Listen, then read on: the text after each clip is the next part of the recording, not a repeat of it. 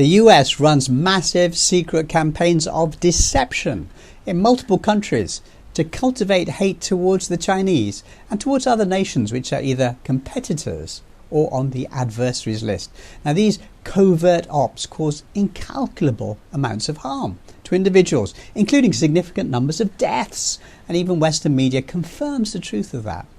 Now, we've been watching those black ops for several years, and we're going to show you a host of examples, including ones which create hate for the Chinese, and one which raises cash to use against Russia, and one's focused on Palestine and Venezuela. But first, let's look at the modus operandi. Now, the plans typically have 5 stages. Stage 1. First, US military intelligence bodies set up hundreds of fake social media accounts. For example, a medical disinformation campaign began in 2020 with the creation of at least 300 fake accounts on Twitter, pretending to be ordinary Filipino citizens sharing anti-Chinese stories. So Reuters confirmed from a source in the US military intelligence body. Now, staff are given a list of 4 ways to make fake accounts we heard from a different source. The first is to use a real name and add a long number. So this one was called Layla with a string of numbers. Second is to use a regular sounding name plus an odd name or word. So here we have Ash Karsh. The third is to use a made up name and a short number. Here is Mari5. The fourth is to use a realistic name but misspell it. So here we have Candice Botham and Alicia Dallas with 2 S's. Using these 4 methods, dedicated staff make these fake accounts and make them continually so that they don't have the same start dates.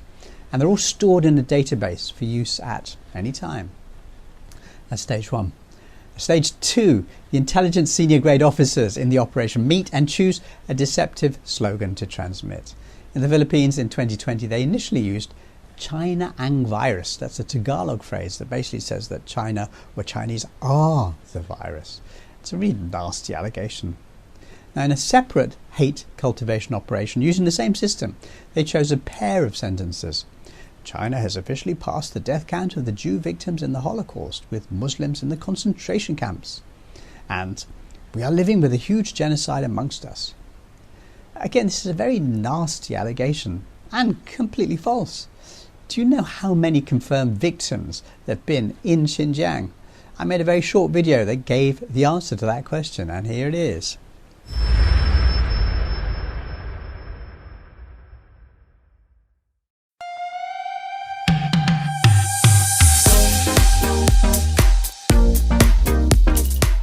Yes, that's right. There are no known victims, literally 0.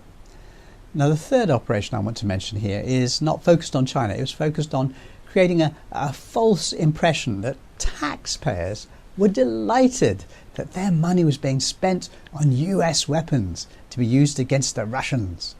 Now, the chosen stage 2 message for that was a set of 4 sentences. Arming Ukraine is the single best use of taxpayer money for decades. My only criticism is that the West aren't sending enough fast enough. Ukraine is paying for political posturing with the lives of their sons and daughters. Do more now. Okay, so that's stage 2, create the fake message. Now we come to stage 3.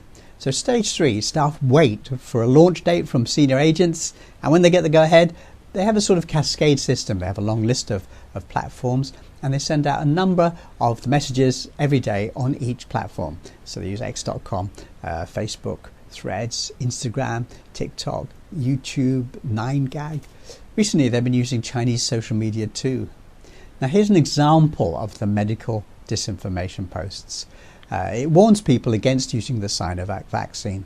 And here's one of the fake Holocaust posts. And here's an example of the tax for weapons posts.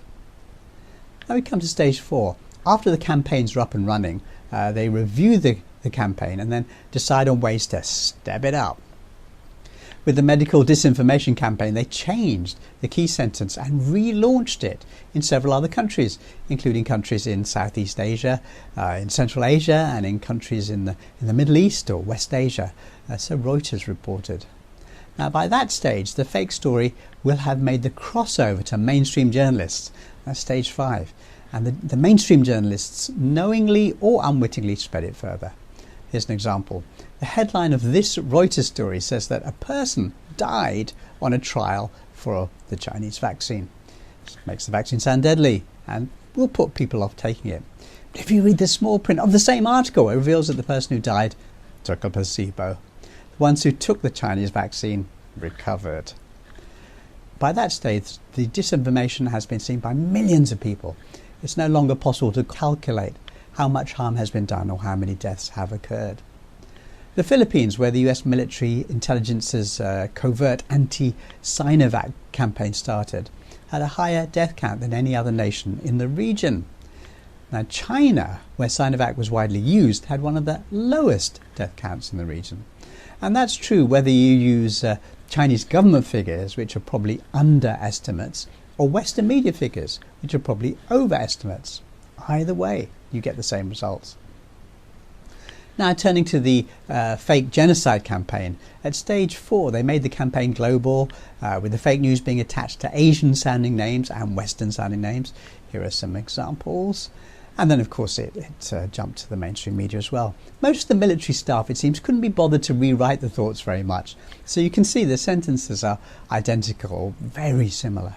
The typical message remains, exactly the same in pretty much every post, and all fake.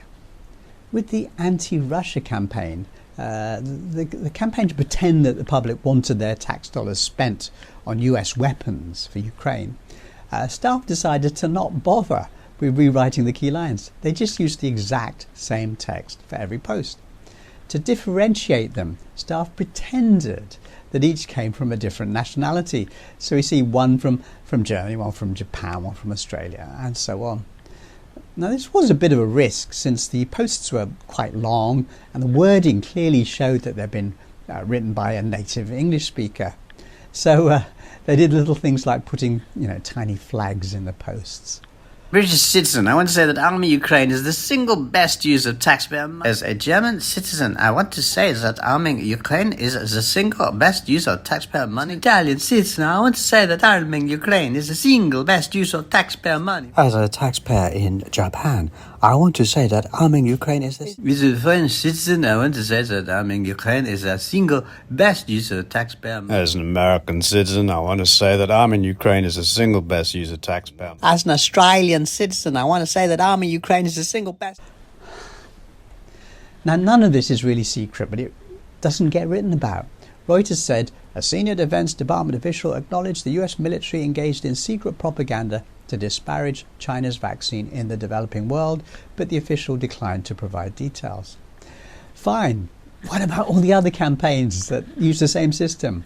Now, I've talked to knowledgeable people about this, and they've said these campaigns run all the time and have been running for many, many years. I've watched them myself. Lately, we've seen some creative work, such as the two-level trick. A fake news item from fake media is concocted, and then fake names are used to share the fake news so that the whole package comes across as more authoritative. In this one, the disinformation that the intelligence operatives wanted to spread was this: about 10% of UNRWA staff are affiliated with terror groups. It's not true, right? But as you can see, various sources shared clippings from news sources on this topic.